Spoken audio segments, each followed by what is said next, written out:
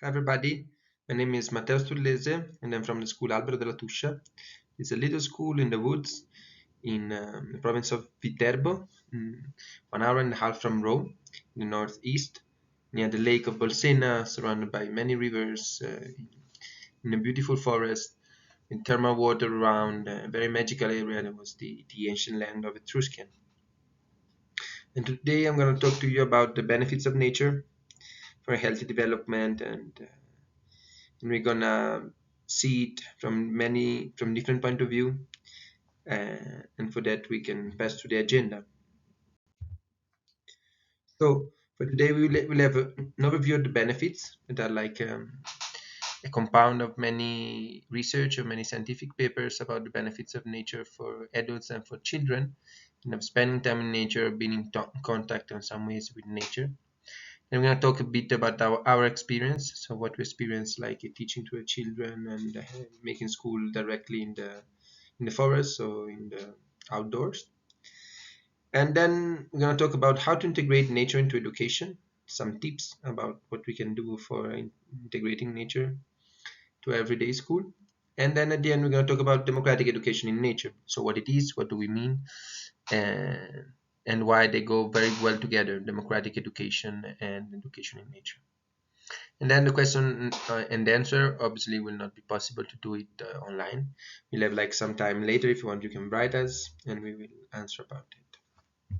So let's start. Benefits of nature. So we have seen that spending time in nature, having contact with nature, is beneficial for our health, and we put this at the center at the beginning because we felt like it's the beginning from every kind of teaching of learning can start. You have to have like a we have to feel healthy. Then we have development. It's beneficial for development and help us to develop, to grow, and to learn faster. Then we have social skill, how it promotes social skill on many levels. And then environmental consciousness will be called. So how it brings us to have like more environmental consciousness, environmental mind, a mind that is more connected with everything and it's more aware of what is around it. So now we're gonna pass from one to the other, one after the other, and see few papers about that. Then you can find all the bibliography at the end. So you can, if you want, you can go deeper in every study that you will find. So as I was saying before, we're gonna start with health. So these are the benefits, some of the benefits that we extract from the research that we did and that we can find about health, about spending time in nature, what can be good for us. And there are much more, and most of the papers that I read, that I found, they always finish with this sentence. It's like uh, more studies should be done about this topic. So there are a lot of studies, a lot of literature about the benefits of nature, but all the scientists are pointing out that we need more studies about it. We need to study more, and it's a topic that obviously is not like so often studied because of it's not like economically helping. But yeah, move on about that. So we see these benefits: mood and answers, strong immune system, cardiorespiratory, better sleep, and fitness and motor abilities. And we can see one after the other all the benefits, how they are. So mood and answer. So how spending time in nature make us feel better, and uh, and we can feel it every time we go somewhere. Most of us love to go in natural place to feel better, from the beach to the mountain to the forest. And there is uh, some studies about that. The first one is talking about biodiversity. And it's a very interesting study because it's pointing out that not only that biodiversity is very good for mental health, well-being, and reducing the heart rate, but another very interesting thing that is pointing out is that it grows directly proportional with the biodiversity. So more it's biodiverse an ecosystem, more are the benefits. And the second study is talking about soil microbacterium vaccae, It is bacteria present in the soil, exactly. And many times when children play with the soil, or like when we are like making the works in the fields, like turning the ground, the earth, and we breed these bacteria. It is as very it has many benefits in as the immunomodulation in the CNS, and helps in the neuroinflammatory. It's in a perfect antidepressant too, and it's been studied right now to make some pills about it with this bacteria. So some pharmaceutical industry. And the other study, the third study, is talking about the salt in the water and all the benefits that it has. So there's a melatonin, tryptamine, and serotonin that are like the three central molecule of our well-being inside our brain, with very important function, all of them. And and so in general, and the general sense of well-being, this is what the study was pointing out. And but not only that, so we can move on. And we see that there is another study talking about nature and animals, how the presence of nature and animals help children to feel more self-confident and less stressed in general. And and we can experience that very easily, but sometimes it's good to have a study that remembers it, and is showing that statistically that this happens. Then the next study is talking about Shinrin Yoku, and some of you can already know this the practice of the forest bath. It's a practice was used very comes from Japan, and it's about spending at least 2 hours in the forest, just walking, just taking a bath in the forest, exactly. And has been done a study and is showing like how many benefits we have about that. We have less hostility, less anxiety on the people that has experienced that, and depression was treated very well, and in general sense of relaxation and living less one will come out from that. And then another study is about vitality, and I found that really interesting because it was a study that was comparing 5 different studies together, like many different ways of experiencing nature, like walking in the nature, taking pictures, watching pictures of nature, or videos, or taking a diary about natural experience. And all of them were pointing out that vitality was increased by that. This seems to me very important because vitality is fundamental for any kind of activity, from our health to our learn to our growth to our ability to survive in general and to live. And then we move on. We have coastal proximity. So we have a British study was pointing out that statistically, people that live next to the coast shows mental and general health increased respect on the people that don't live on the coast, and so on.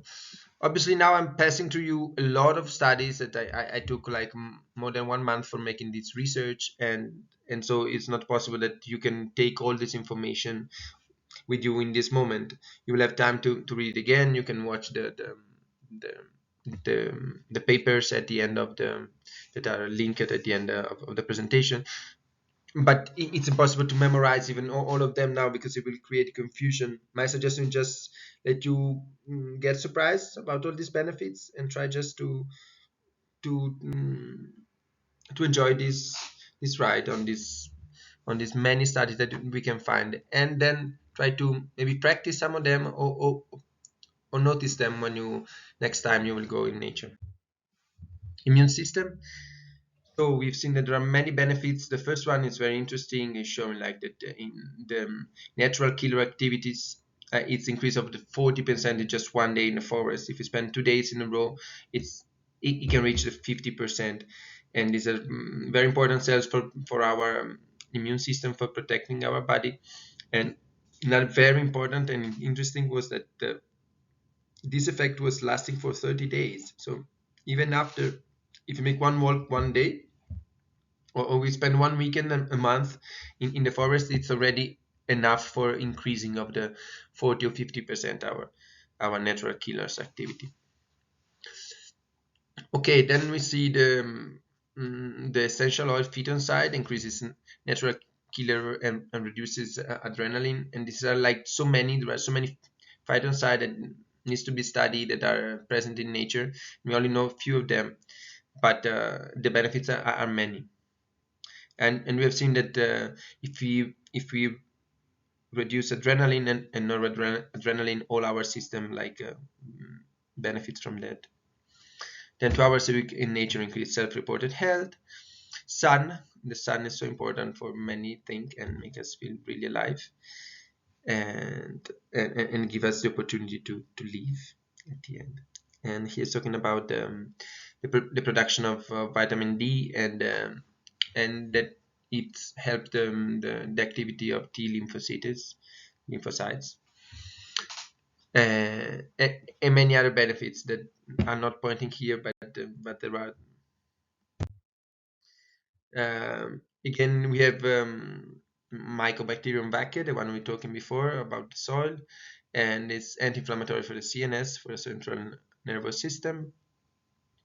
Then we have the last study is talking about earthing. It's a very curious and interesting phenomena, that it's the ability of not the activity of connecting directly with the soil, with the earth. It can be in many ways that you can see, you can read there, and can reduce free radicals, and this has many benefits for our health in many different ways, and as we can see, and and there are many studies about that. It's very interesting if you want to go deeper about earthing, and it's very simple. You can just go and put your feet on the ground or whatever, and the benefits are already strong, even on electromagnetic point of view.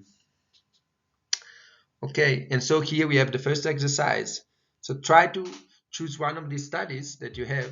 Obviously, it's in homework, exercise for home.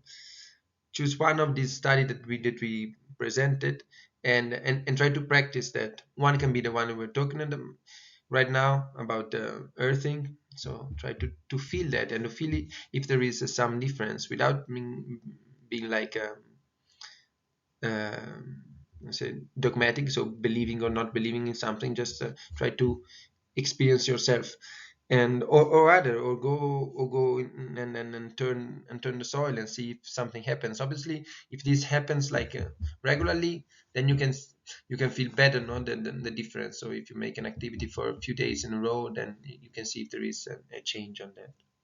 And then maybe if you want, we can exchange with some of the other students of the teacher students of this course. And so that's the first exercise. Try it out.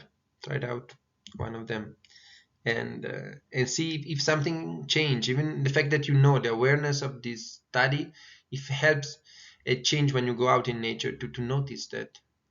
Because for me, it happened very strongly about that I was obviously experiencing the benefits of nature, but once I started studying and studying many different papers, then going out, I realized that I remembered it, and I felt it more, and accelerate the process of being happy, being aware of that helped that.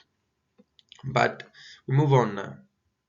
So exercise at your time when you want. Fitness and motor abilities. We have seen already the study about vitality, so this can help definitely with fitness and motor abilities. And another side is talking about directly motor abilities, so coordination, equilibrium, how this is improved in children and adults too. And then we see obviously that it's increased physical activity, staying outside and outdoor time instead of staying inside, and sedentary behavior. Yeah, I wrote both because I think there is a bit of difference on physical activity and sedentary behavior. Because sedentary behavior, it's something that it becomes lazy, it tends to repeat every time the same thing, and it's not it's not adventures. So spending time at times outdoor times can help us to win this behavior that is always repetitive. Lower body mass index, coastal proximity increase physical activity, and seawater improves muscle and joint tonicity. And respiratory, we see again the seawater activates blood circulation, oxygenates the blood, and etc., etc., because it's many benefits that we experience every summer when we go to the beach. and that's probably the reason why so many people want to go to the beach. One of the reasons every summer. Sea salts contains anti-inflammatory and mucolytics, and the practice of saline nasal irrigation that there has been many studies about that it's very beneficial for all the upper respiratory conditions. So when we are cold, we can just breathe in like seawater, and this is very beneficial for our upper respiratory condition. Then we see forest there, many terpenes with cardiorespiratory benefits. So and here again there are so many, and in the study are like lacking, because every tree more or less produce a different kind of terpene. There are thousands of the terpenes that we can with many benefits for our nature. And here again, more it's biodiverse, an ecosystem, more benefits we receive, even from the variety of the terpenes. Spending time outside calms down the rhythm of the earth with good benefits for our heart, for our cardiac system, and in general lower blood pressure that we are we have seen that it's connected with many disease, the high pressure, and this can really help with just spending time in nature. And then the last one is better sleep, so we sleep better. And the sun is very important for that, so spending time outside, spending time at the sun. So we spend every day inside the house or inside the building or inside an office can be very harmful for our sleep wake cycle. We can have some problem of insomnia, so staying outside and spending time at the sun is fundamental for that, for for for feeling, so that our body and our eyes can feel like the moment to sleep and the moment to wake, because our waking cycle, when we start to receive the light of the sun in our eyes, then start to activate the process inside our brain, and then we start waking up slowly. But without that light, it's much more difficult to wake up. And same time for falling asleep, no, if we want to fall asleep when in a full day, or we are very tired, or it's more difficult in general. Seawater, the benefits of seawater for sleeping. There are many studies that showing that the presence of water and coastal proximity helps to sleep better and falling asleep more easily and effectively. Earthing, as we were saying before, so connecting directly with the earth, it somehow improves sleep quality, and in general, natural exposure helps improve sleep quality even more in the presence of water. This was another study about it. And okay, so we finish, I think, this part, and we can move on to the next one, development. And these are some of the benefits that we selected about development that seem very curious and very important. Of just natural exposure could be beneficial for these. So for language skill, calm and attention, concentration, creativity, and memory. And now we're gonna see again one by one what are like the benefits for that, and here we try to give even sometimes when we can a reason why that is so beneficial for that. I mean, why staying outside can help us in language skill, or why it can help us on concentration, on creativity, and on memory. In other case, we cannot say why. It's just a statistic data that we observe that has been given from the papers. So we can move. Language skill. So one study is clearly pointing out that nature promote children, especially for children, language skills, so to learn better.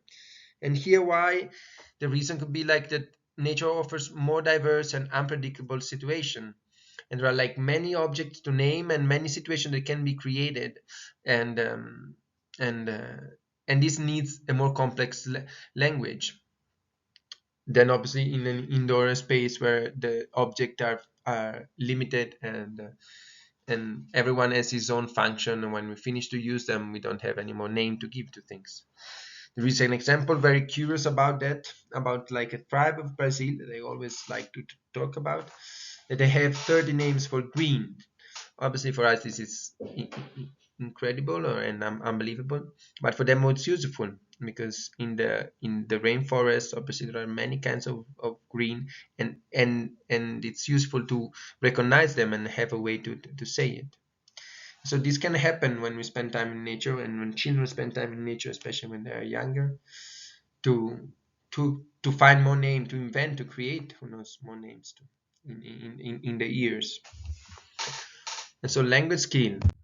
Then we have memory.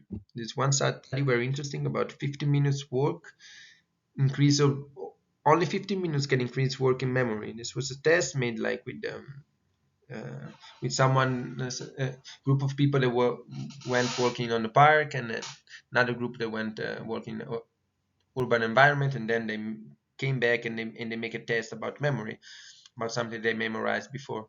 And obviously there was obviously, but yeah, we saw this improvement on the people that work in nature.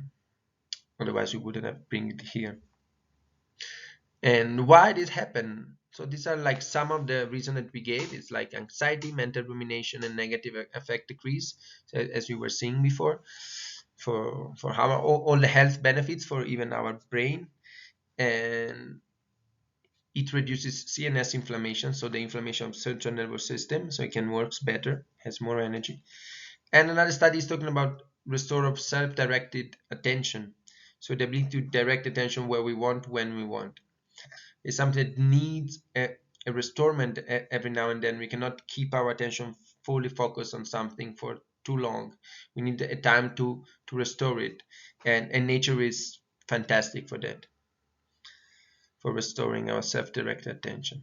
And then the other reason that it's like someone that like we thought about, it's like that nature offers more situation, and then again there is bigger variety, so we need to memorize more things, and so we get trained about remembering things better than in a closed space where we already know everything, and we already memorized the first day who we're sitting where, and then what are the objects present in the classroom.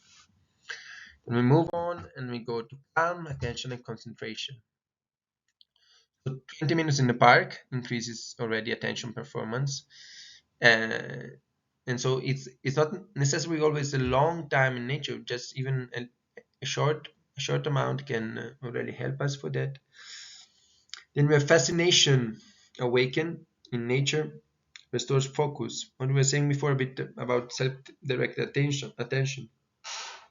So the wonder that we feel when we are in nature, when we look outside and we see something really beautiful, help us to restore our focus and our ability to concentrate on something.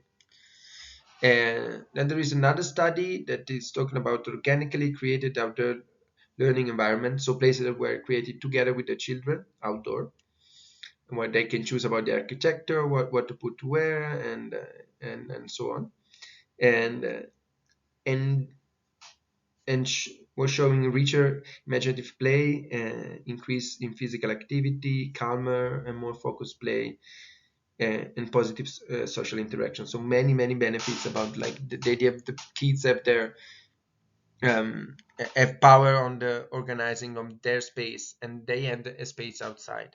And these studies we will see after will be like very central of the theory about democratic education in nature. We will see it at the end. Now the study is talking about classroom views to green landscape, improve attention, and increase students' recovery from stressful experience. This is something that can be very, it's not easily to change, but even in a normal classroom, in a normal school, if we only have outside like a park and we are not inside in the middle of buildings, this can be really helpful for our children, our students in general, to recover and to be more focused on what they are doing. Just taking a look outside, as I'm doing now, looking at a tree instead of looking at the building, can help us because we have like a moment to relax, to rest. And the green even helps a lot for that, for relaxation. But yeah, let's go on. Creativity. So there are many studies about that. There are like here we pointed out few studies, and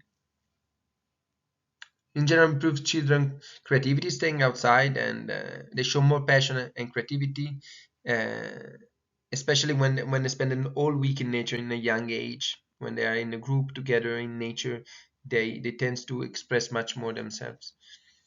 And the reason for that, I mean, can be very easily seen, no, about why creativity develop in nature is obviously anything in nature has to be transformed with imagination, with the creativity. We don't have fixed the games that we already know how to use it, predefined material, but we have like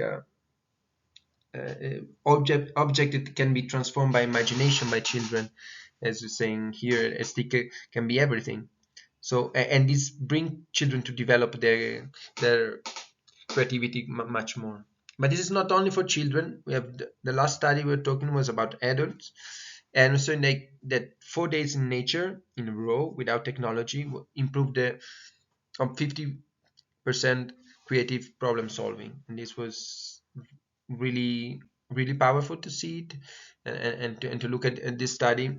And the thing is that we couldn't like see what is like the benefits of being without technology and the benefits of nature. They were all together.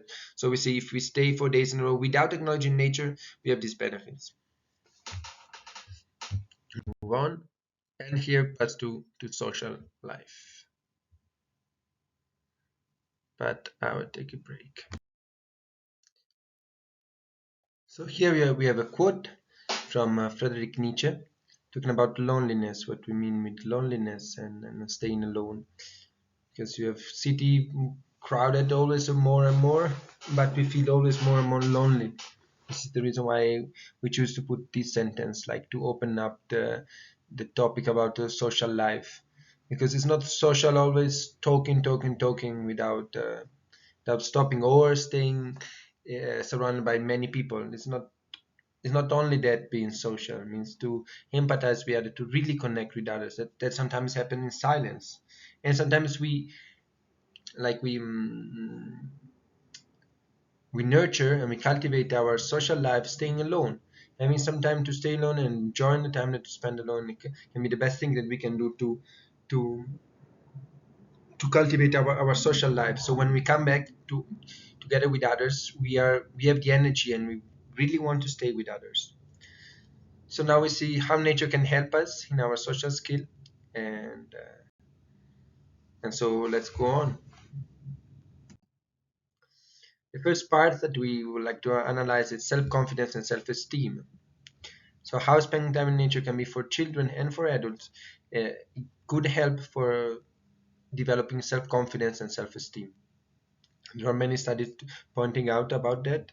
And the first one talking about the green environments, how every kind of green environment, it can be a park, it can be a forest, or a jungle, or whatever it is, can help in improving self-esteem and self-confidence, and especially in the youngest this work better, because their self-esteem is more to develop. It's not like so developed as we are. Like we tend to grow up, we tend to have fixed idea on ourselves.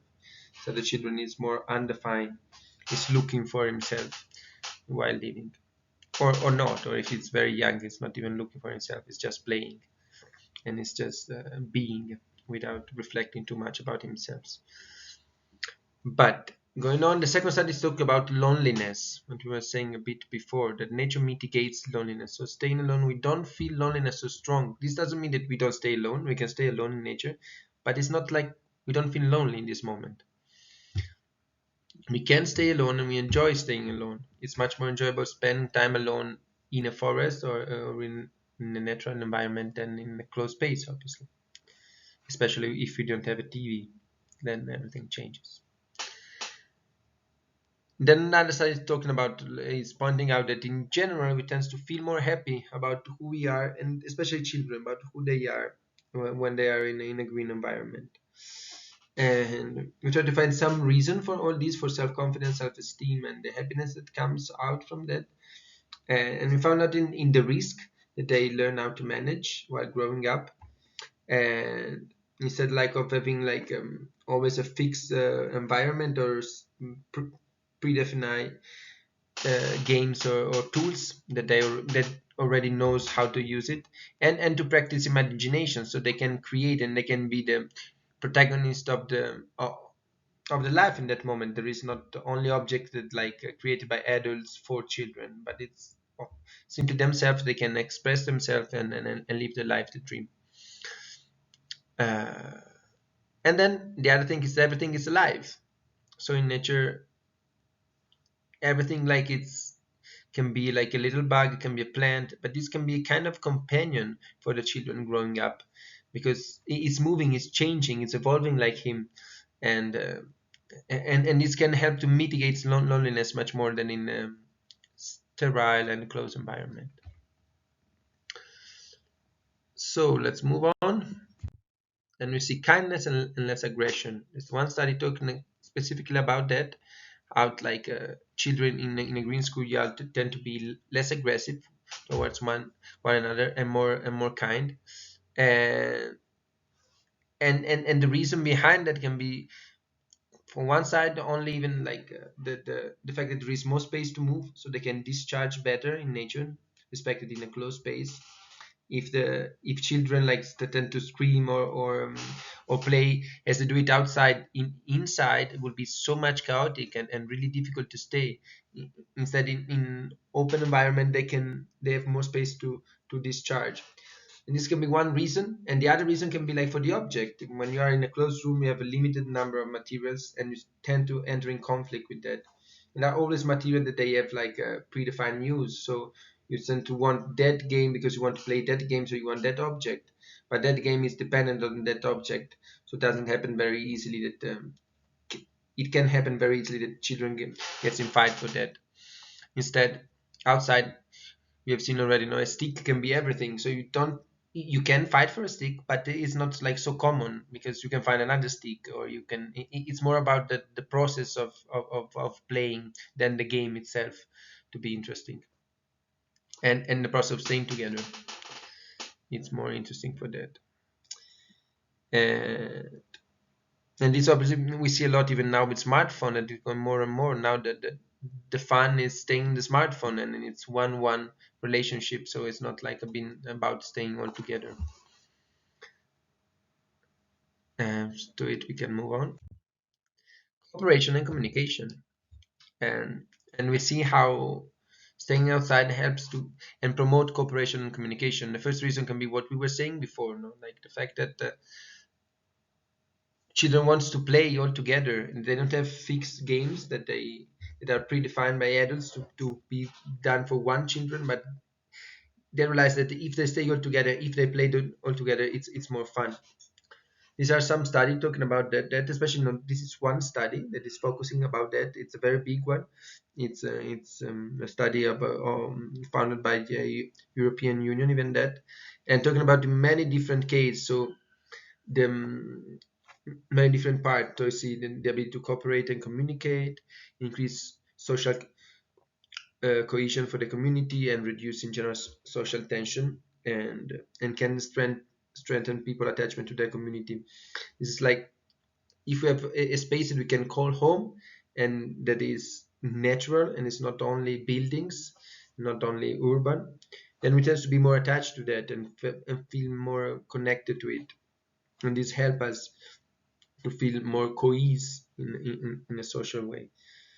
And then he's talking even about how nature can help minority groups to feel more integrated inside in different background. And this, because nature is always nature, wherever we go, in whichever part of the world, we can feel at home when we are in nature. Moving on, self-reflection and affectivity. We were seeing before like how nature mitigates loneliness, and this helps us obviously to develop our self reflection. And when we do that, when we are more self-reflecting, and when we have the time to stay with ourselves, then we can share affectivity, and it tends to be more available to others when we have dedicated time to ourselves.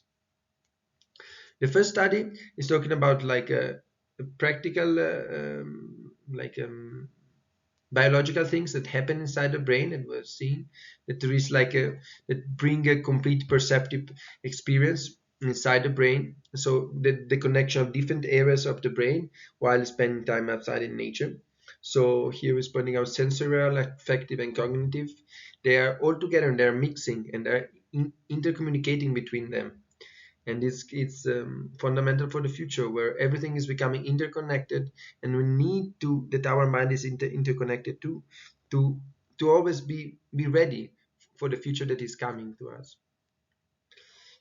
Then the second study is curious too. It's talking about visual exposure to natural landscape and how it reduces impulsivity and time perception.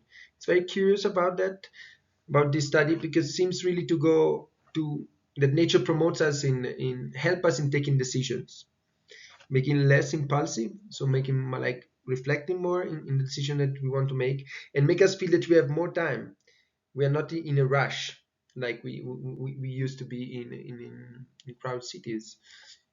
We tend to feel time that is passing slower, so we can relax and we can take our time. And this is a study about that. It statistically happens that we our times perception is reduced. And then the last study is talking about nature, how it's improved affective state, especially when it's a highly preferred environment.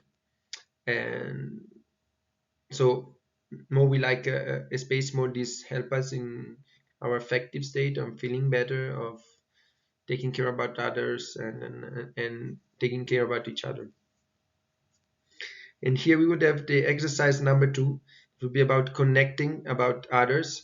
But because this presentation we did it the first time on in live, and so we could have this experience directly. Here you can do it. You can do it with yourself. You can do it with one of your companion if you connect with some of them, or even with one member of your family. And it just go to your childhood and remember what like one beautiful experience that you have had in nature, and or something that really touched you, eh, and if you feel that this experience has changed you somehow, but don't go too much in the like in the finding out, like in the answering question by question. Just let the emotion of this of the wonder that you receive in nature, like it was the last moment and the first moment that you experience in nature. It was really powerful to you and really beautiful, and try to share it with someone.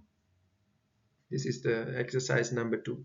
Again, do it at your time when you feel it, and you don't have to do it now. And remember, you can always pause me whenever you need it. So let's move on.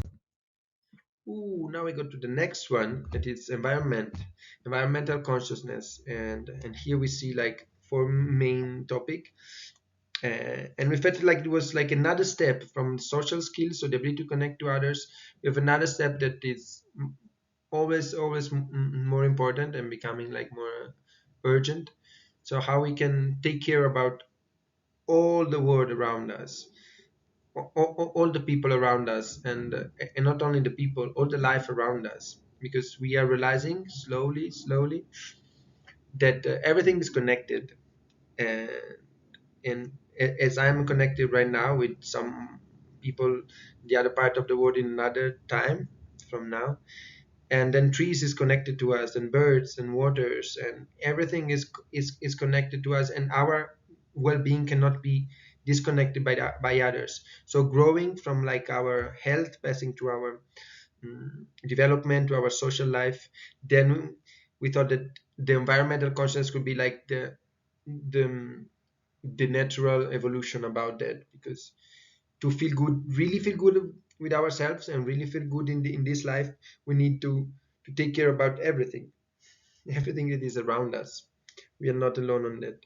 And here we focus on four main topics: is mindfulness, ecological behavior, aesthetic and spiritual values, and ecosystem.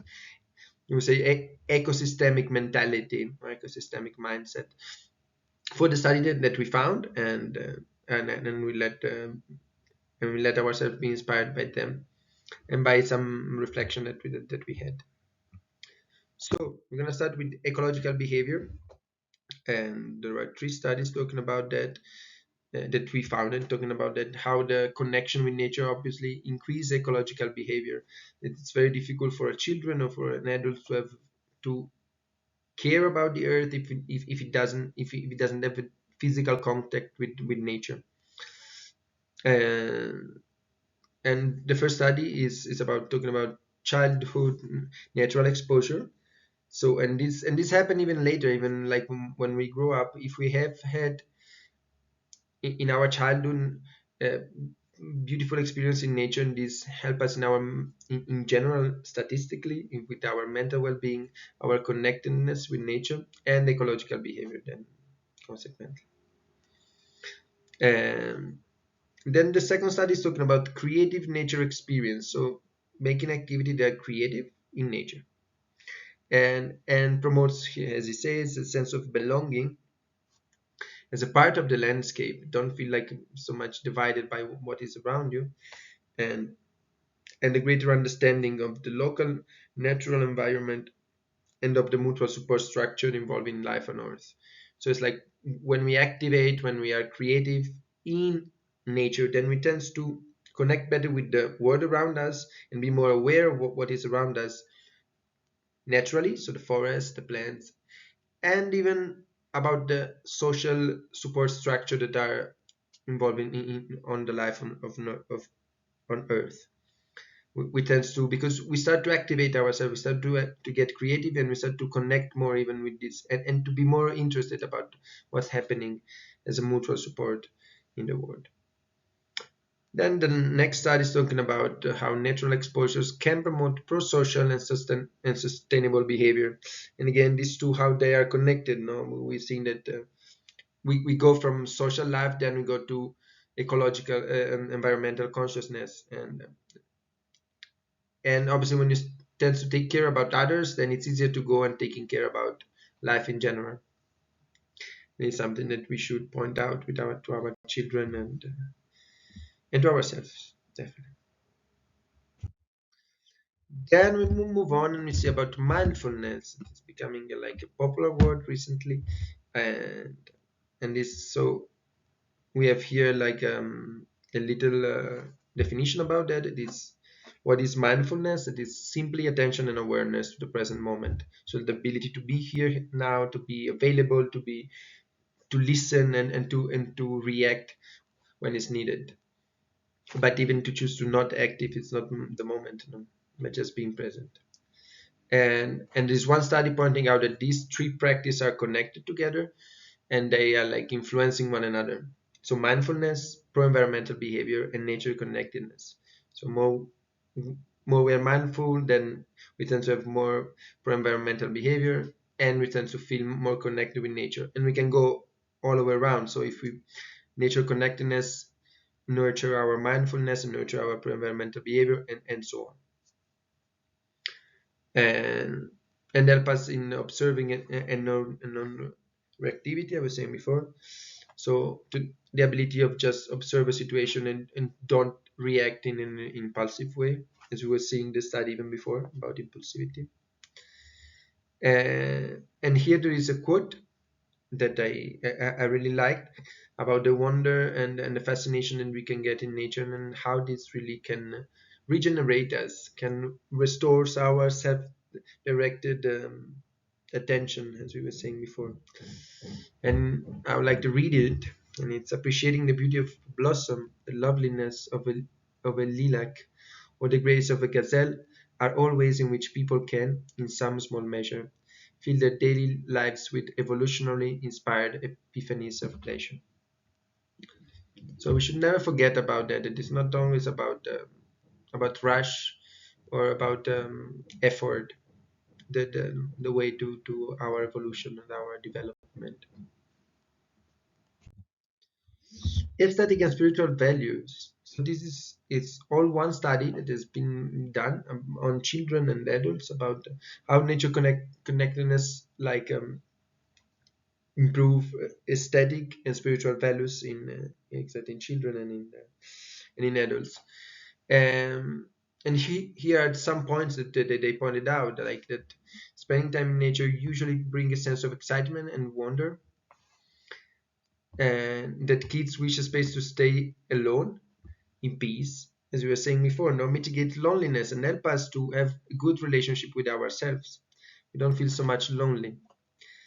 Animals and trees are linked to a feeling of communion, so we tends to feel okay, connected with them, to be part of them.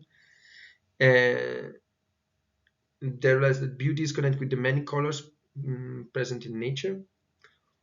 And here again, more is biodiverse, more we have colors, and more are the benefits for us, and more we feel beauty. And beauty nurtures us and restores our self-directed attention, and so on, so on, so on. Water brings a sense of order. When you have some rivers or some lake, it gives calms down children, helps a lot, and this bring the sense of order, obviously. And the last point was very interesting, that it was showing like that the natural experience that the adult had in their childhood was influencing the child that they have. So like if we will have like some, if our children will have like some beautiful and powerful experience, time spent in nature, then this influence their child too. And it statistically was shown by the study. I think it's very interesting. So everything we do it now would be, and here it's very simple what to do. No, it's just going out in nature and spending time in nature, and this will influence the next and the next generation, and so on and so on. So again, everything is connected, even in time. We move on, and we go to ecosystem. So we talk about ecosystem like the way of living together in a community in peace, and in like in the best way as possible, no, without wasting and then always using all the resource. And here we see on this study like all the benefits that there were about natural exposure. In this case, it was a wilderness camp, and it was a perceived safety, sense of place, connection, sense of wholeness, and transcendence too. So the ability even to go beyond ourselves. And this was, I think, a bit older than only children. This was young boys and adults. Uh, and another thing you're talking about is social connection. Uh, and then was ending with this sentence that I really liked, and I seem like really summarizing. It was like young people with this type of immersive nature experience will be needed to provide leadership in envisioning and shaping our future. So bring out the children in nature. And here was like it's a brief summary of what means ecosystem, what are like some characteristic of the ecosystem, and has a way that like we can get inspired by nature to it, for our way of living, our way of teaching. uh, and again, that spending time in nature, we tend to learn about just staying there. And the first one is about no rush and no pause. So nature has no rush. It doesn't help if you pull a flower to grow it faster, and it grows at its own time. But you can be sure that it will never stop, it will never pause. So it will keep going on. And this is the first part. So even if you don't get the result that we want in the moment when we want, don't stop and keep going. Then the second part is everything is service. In an ecosystem, everything is useful to something, and everything is regenerated and reused. Even there is no waste. The waste is nurture for another part of the ecosystem, and so on, and it grows, and in the ways it grows in a sustainable way. Then risk. Risk is a part that we don't want to consider, but it's part of life, and it's part of the life of every ecosystem. Every animals, every plant, every part of the ecosystem is at risk in somehow. The flower doesn't know before growing that if it will survive the wind that will come the next week, or the rain that will come very strong. It doesn't know, but he just follow its nature. And so pushing children to do that, to just express themselves without knowing exactly how it's going to be, but doing what they love to do, and so do it for ourselves. Then change.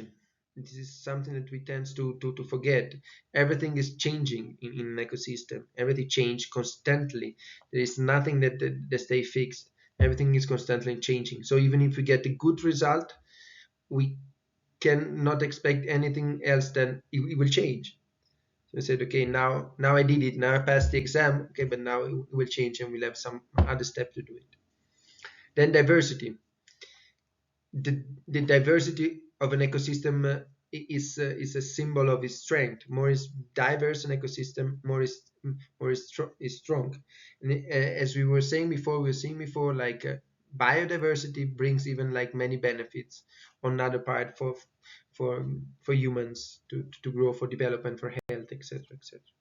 Then cooperation. Everything is cooperating in an ecosystem. The plants are cooperating between one another. The flowers and the bees are cooperating, and uh,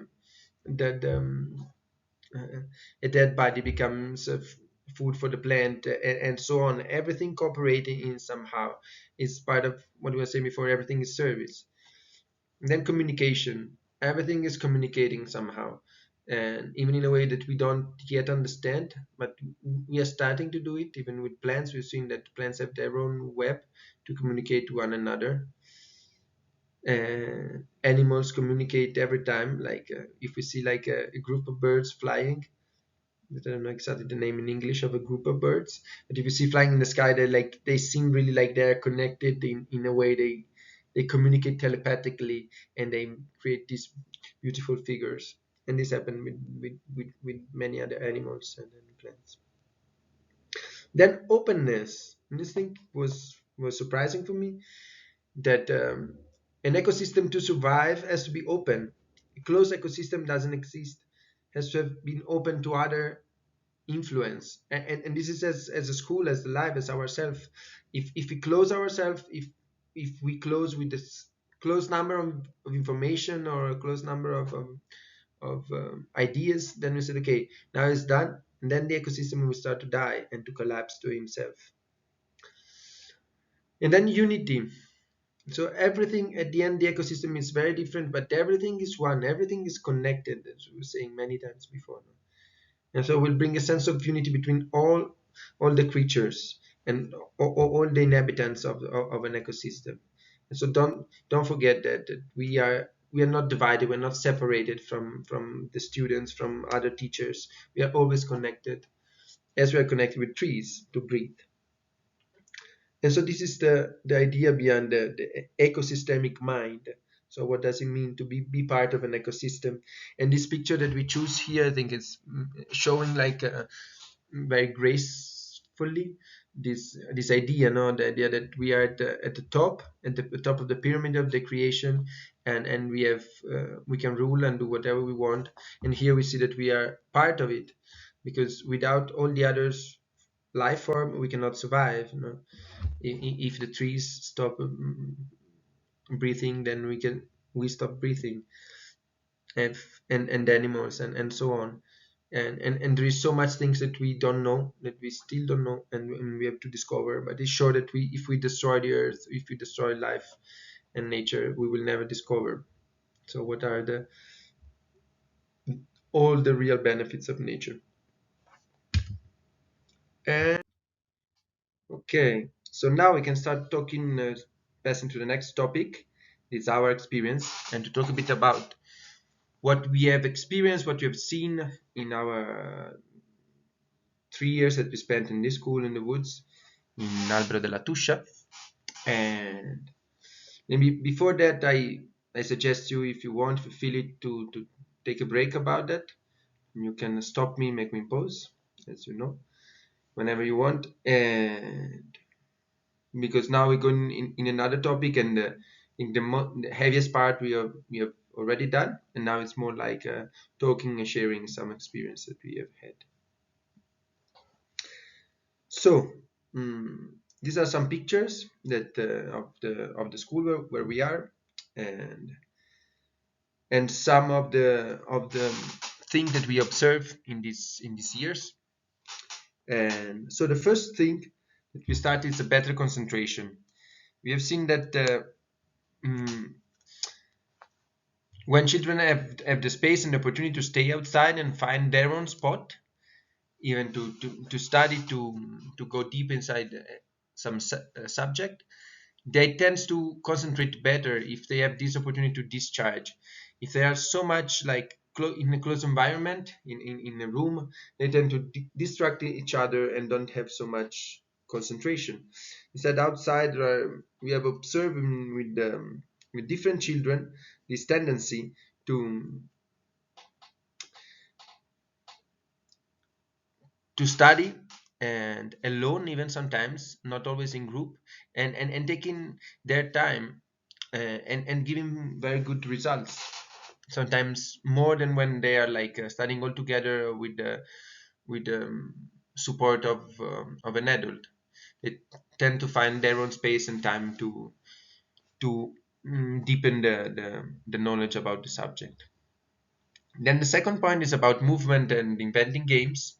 Here is one circle where when they were playing, and obviously staying in the woods where we are, we have a lot more of opportunity to move and to run and to go in different places, and to climb on rocks, and to play together. There is not a good Wi-Fi. There is not a good internet connection. So this bring even children and students in general to invent many games to play, just to play simply, and they tend to don't use at all like any electronic device, even if even them like are mm, fascinated by that. But the tendency to inventing games in this space is much bigger than in any other space I've seen, and I feel like it's very important for nurturing and cultivating the imagination, and finding in the future new solution for the problems that they will face, a new way of enjoying. It's like a friend of mine was saying, if you don't enjoy, then it's not sustainable. So life is enjoying, and if we enjoy, usually we don't pollute. So it's very good to cultivate the ability to invent games. Then the third picture talks about risk, courage, balance, cooperation, and motor abilities. The picture that you see are like some two boys that are building a house in a tree, and that it's part of the project that started in the school like more or less 3 years ago. And it's called Vidalia, and it's like a little village that they are like creating in the forest next to the school with their own house. Everybody has his own house. They're deciding the rules together. What are the rules for the private property, for like entering the house of someone else? Who There is one major that is organizing. They try to make like their own currency, uh, and for that, obviously, they need the help of an adult. And we have seen on this project like going up and down the interest about the children, but find it really interesting project that they created and they promote, and they decided to do by themselves. They invented it, and we have seen that these projects bring all these benefits. You've seen like the courage of doing what they want, of like of climbing trees, the risk that they have to face every time, and they're really good on climbing trees, much better than me for this, for sure.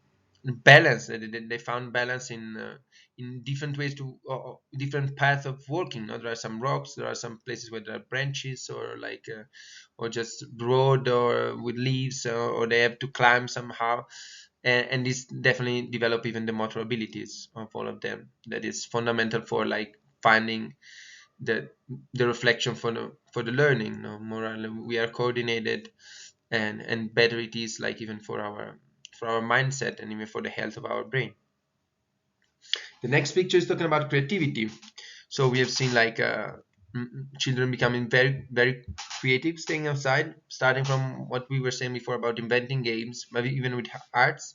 They can practice many kind of arts. They don't have like so much risk to make it dirty, um, and and they have many natural objects that they can transform. And they usually transform in some kind of games, or gifts for the families, and it's not again, as I was saying before, it's not a predefined object that they already know what to do, but it's always needed to invent with that. And I found with this a lot of stimuli to their creativity. Okay, so now we can go on. Here we see communication and cooperation with other school, nature as a shelter, ecology, and mindfulness. So the first picture is showing like it's a trip that we made together with another school, and here we are in Liguria, in a place next to the sea, as you can see. uh, and it was super fascinating to see how children got in contact with each other, how they connect very easily, very fast, and like in few hours they were already friends and were already sharing and communicating and playing together. um, while for us adult was more difficult to do that, and we needed more time to open up with others, and this was really powerful, and I felt like being in an open space where they can move and they don't have like one single place to stay, but they could move. They tends to cooperate better because they found their like circle of interest, like little groups were creating, and they had their own space to explore and express themselves and the world outside. The second picture is talking about nature as a shelter, and it's something that we observe in many cases in the schools when there are like some trouble, some issue with the emotional issue, or fear of somehow, or just moment like of tiredness. Children and boys and girls tends to go much more in nature alone. Maybe they take a time to stay alone in nature, and they relax and they calm down, and then when they're ready they come back to the group, or maybe they go with one friend. And the possibility that it gives, like the woods or the open space in general gives to find your own place, maybe to talk with one person in private, and it's just so important and so powerful, because we see many cases that it could transform and could become a trauma for the child. Because I think, and there are studies pointing out that the trauma becomes real especially when it's lived alone, when you feel lonely in this trauma, when you cannot share it with someone that understands you, that loves you, that appreciate you in any case. And if we have one person that we can do that, we can open up with the issue that we faced, then the issue doesn't become a trauma, but become just a problem or a challenge that we can face and move on. So nature as a shelter is definitely something very powerful that we observe in many different age of children. Ecology, and they tend to become more and more aware about the importance of nature. They tend to know nature, and so they know how important it is, and they don't want to destroy it. Because I think the need of ecology is because of ignorance. I mean, if we know, when we know nature, it's impossible to want to destroy it. It's just like ignorance that brought to death. But staying in nature every time, every day, like help us to know and get in contact with that. And children slowly are showing more and more tendency to wanting to protect, to take care about nature. And the next picture is talking about mindfulness, and is here is a candle, and they're like making art. This day was the art lesson with the candle, because that day we didn't have light in the place where we are, because the light went off, and so we couldn't have like electricity. And we chose this picture because we felt like that even sometimes having like some trouble, like some not all the comfort, bring us to find our resource inside ourselves. So maybe even staying outside, staying in nature, that doesn't give all the comfort that it can give like an apartment, but it pushes us to find resource inside of ourselves, and so to become more aware, more mindful about what is and what is happening here and now. So here we go to the next slide. It is the last one of our experience. Uh, and the first one is talking about the knowledge about plants, stones, and mushroom. And there's not much to say about that. It's just simply that going around, walking in the forest, making path in that, making them walk in that, like spontaneously bring us the knowledge about plants and stones and mushroom that are all around. and this create what is called a micro learning opportunity. Many times while walking we can find little things that um, capture our attention, and then from that we open up a subject, we open up an opportunity to learning. And for us, being in the forest, plants, stones, and mushrooms were like the main one. uh, then the next one, less aggression. Okay, even here, not so much to say. It's just something that we observe, like the opportunity that they have in an outdoor space to discharge and to move and to run. Obviously, bring less aggressivity. It's not that there is no aggressivity. There is, and children comes with their issue, coming from their background or whatever, or their like aggressivity comes out, and it's part of life, even that, but tend to be like more less intense, and even like it, it tends to give you have more space to discharge, to move, and naturally nature has this ability to calm down, like there are like in the air, the, the terpene is in the air, and the green of the plants, and the presence of nature generally tends to calm us down, and water even more.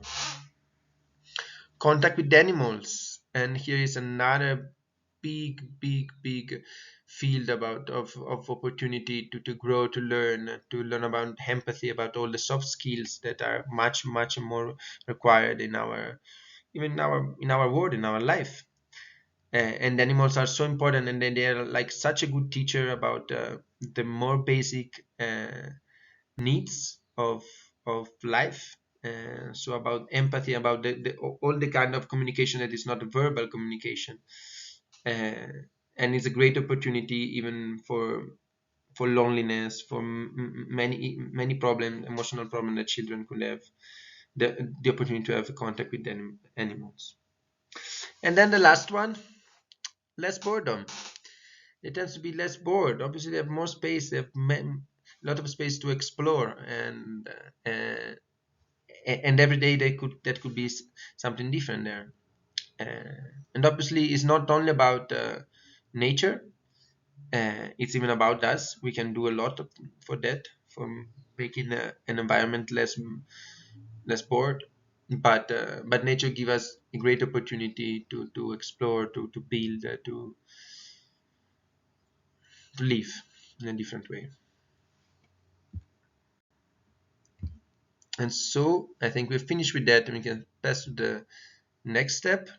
And there are some tips for how to integrate nature into education.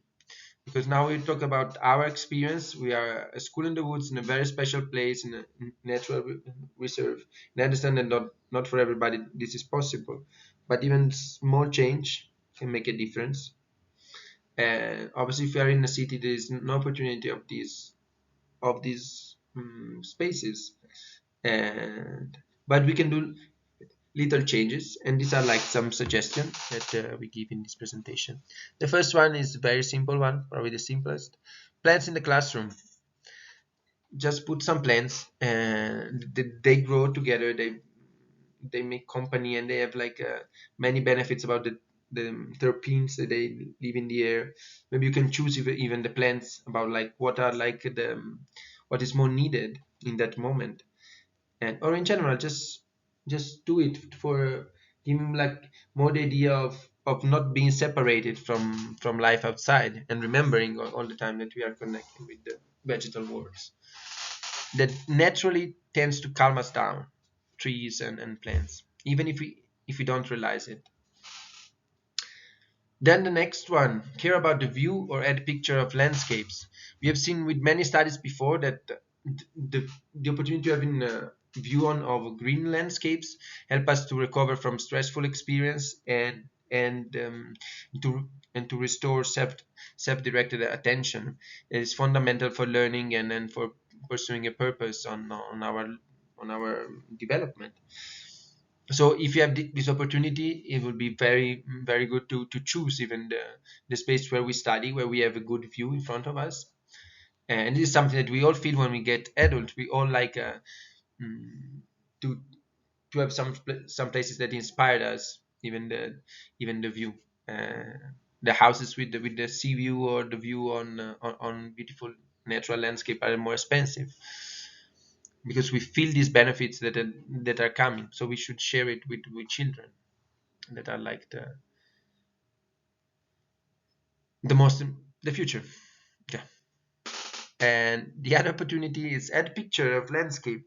You've seen with the studies before that even just watching picture of natural landscape already has an impact on us, like make us relax and mm, have better performance on the memory, on the concentration. So beautiful landscape around the classroom can be a very beautiful input for the children and inspire them even to travel, to see the world, and remember them that the life is so beautiful and it's so amazing. There are so many beautiful places in the world. Then the next one, as we were saying before, supporting interaction with animals.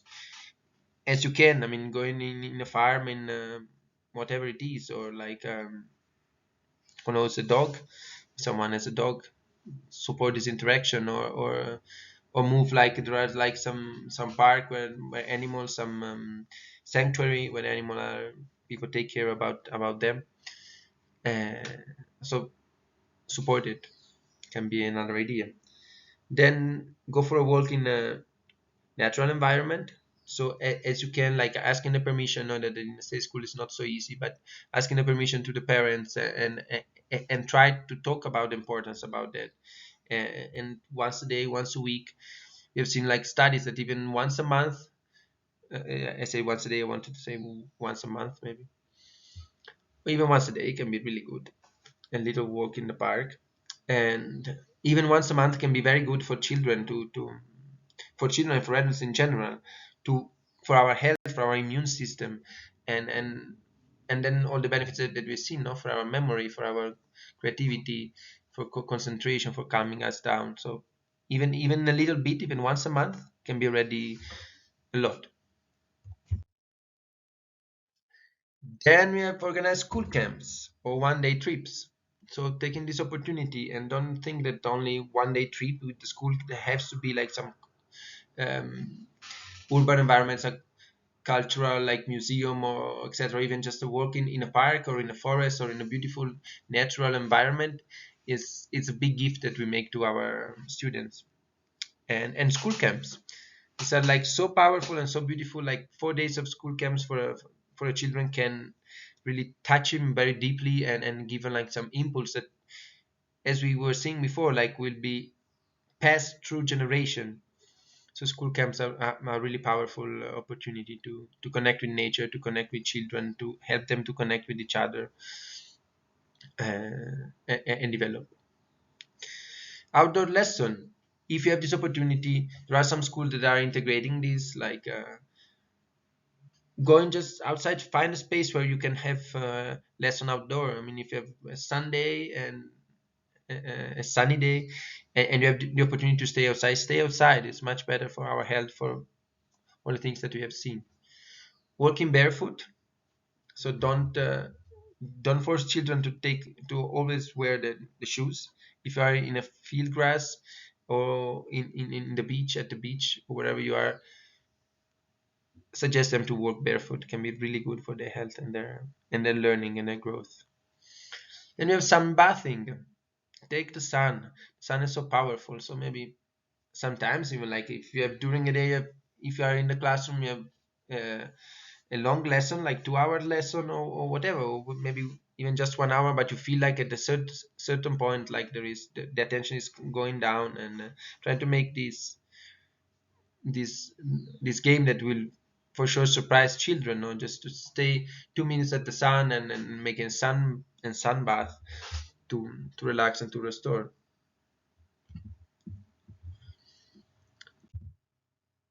Already small changes can make a difference.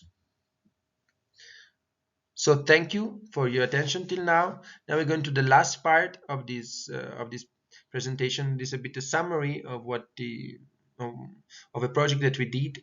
That is the DEM project that we did uh, 1 year ago with other schools European school, and it's democratic education in nature. So what does education in nature goes well with democratic education? Um, Obviously, here in this platform we have a lot of material about democratic education, so I will not go in explaining what is democratic education, and but we will only focus about why the two fits together, why they marry so good together, education in nature and democratic education. So here like a little summary of what are the improvement and what are the things that like the decreases when you spend time in nature. And you see that all these benefits are beneficial for our development, for our learning in general, but especially for democratic education. You see, like improves learning, the ability to learn simply, interest and mental health. So people tends to be more interested, and they and provide mental health for them, like spending time in nature, and how much is important. And now democratic education is based on this, like that mental health comes first about academical knowledge, comes first about information. First we have mental health, and nature can really help us on this. It's very needed. Vitality, vitality to create, to choose our path in our life, what we want to do and what we want to learn. So can be very good for a democratic a democratic school. The opportunity to have more vitality, memory. Memory is always good to have a bit more memory. Uh, Maybe not always because it can be even heavy. Sometimes it's good to forget about something, but it's good to have memory when we want to have it, when we want to remember something. And again, here goes together with democratic education. Then when we study something that we want to study, we want to learn, and it's much easier to remember it. And if we do it in nature, it's even easier. Calmness, activity, and focus. So these are all three characteristics that are fundamental for any kind of learning, any kind of development. Positive social interaction. So this is another base of the democratic education. It's not only about me, it's not only about what I want to learn, but it's about what all the group is about. So it's about the opportunity to coordinate with others, to take decision together, and nature can help in this. Attention and stress recovery. Again, both of them, like attention is really good for any kind of learning, and we cannot really learn when we are stressed, when we feel in a kind of danger. And this is something that you will see in the presentation of on the brain ability to work. Richness and focus in playing. So again, uh, opportunity to invent, to create, and to create more game to grow, because children they already have like the information, especially when they are younger, to how to grow, how to develop the coordination, the movement. They need space obviously for doing that, and support, especially emotional support. Language skill and creativity, social cohesion, community identity. Now I will only read them because we have talked about that already so much, and I don't think we need now to go deeper in every them. But you see how every one of these can really helps in more or less in any kind of education, but especially in democratic education, where children are left like with more space to decide their own path. So they need self-esteem, they need to develop their affective state, their sense of belonging in the place where they are.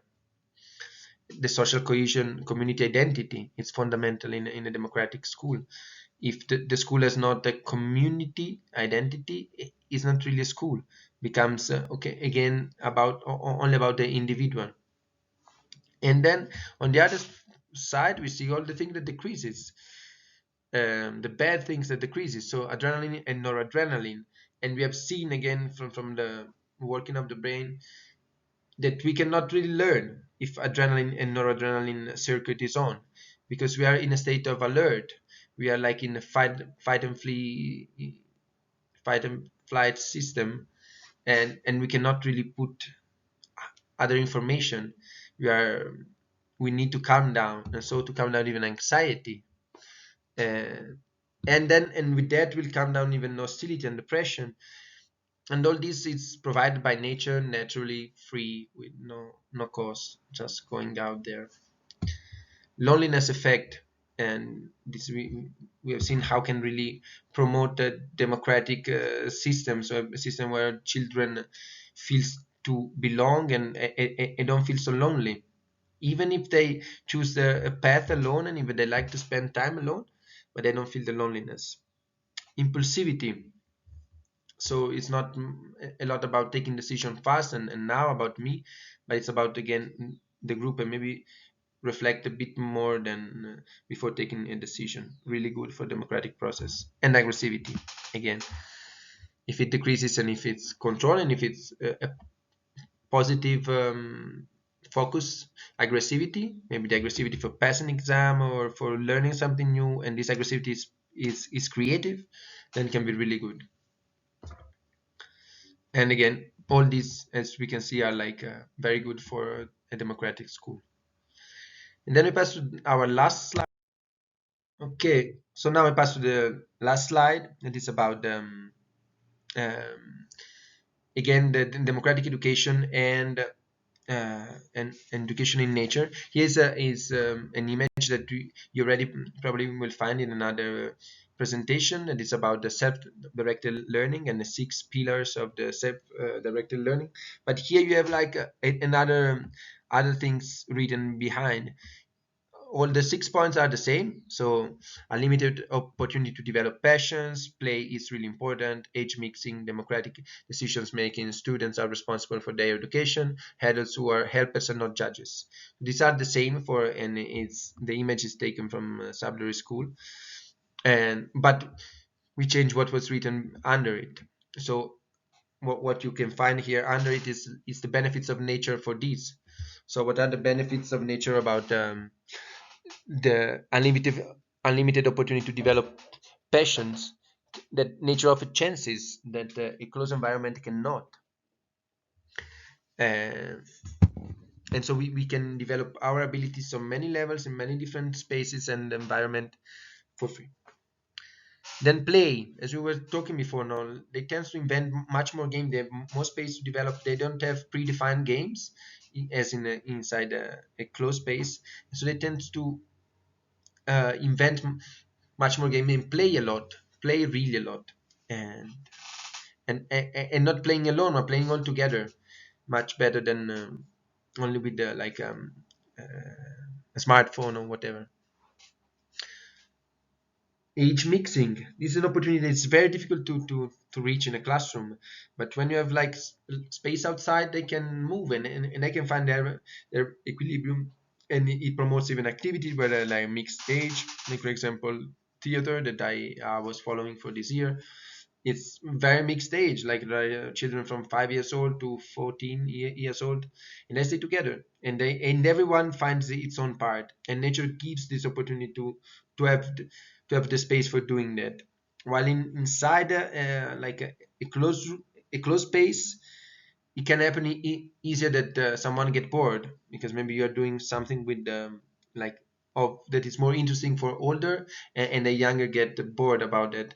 But in nature they can move a little bit and start playing, and then they come back when they're interested about them, and when it's about it. Democratic decision making is not only about me, but it's about the ability to talk and to decide things together and to be part of democratic community. So to start practicing democracy before reaching the 18 years old. Uh, and here we see all the benefits that we have: language skills, social cohesion, the ability to take risk, to talk in front of others, self-esteem, impulsivity, and time perceptions.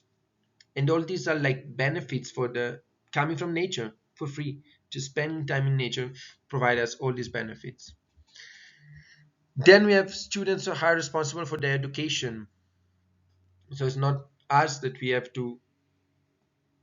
we cannot make them learn, but it's their activity that will make them that will give them some knowledge. We can just offer us and share what is our experience, what is our knowledge, but it's their activity, their commitment that will bring them to grow and to develop. And here we see mindfulness, increased attention, stress recovery, interest, vitality, memory, focus, activity. All these coming again from spending time in nature, and that are really good for like having an idea, okay, what I want, who am I, what I want to learn, what is important for me, and not just doing what other tells me to do, and becoming responsible of myself and of my education. It is a practice never ends, is never ending. Even when we grow up, we keep doing it, and it's like the biggest hope of every teacher. Now that then you can start learning without the need of the teacher itself. And then the last one, adults who are helpers and not judges. And this is fundamental base of the democratic education. Uh, and we have noticed that spending time in nature, it makes an education outdoor makes more difficult to judge. Because when you are in a classroom with all children of the same age, all doing the same activity, obviously because you have only one classroom and you are maybe alone with 20 children, so you cannot really give space to everybody or give a place or give the opportunity to develop different and unique talents. They have always to follow one path. It's impossible to do it in a different way. But when we have more space for doing that, it's more difficult to judge even, and we tend to become more helpers and to be seen by them by helpers, because maybe they face some risk sometimes, and so and we can be for them the helpers they need, and physically, emotionally, etc. Okay, so thank you very much for following this presentation and for following this all this program, and I think it's really beautiful. It's a work that has been done with many schools from 5 different countries in Europe, and I hope you're really enjoying. My name is Matteo Sturlese from Albero della Tuscia, and if you have any question, you can write on the chat, and we'll be in contact. So thank you very much.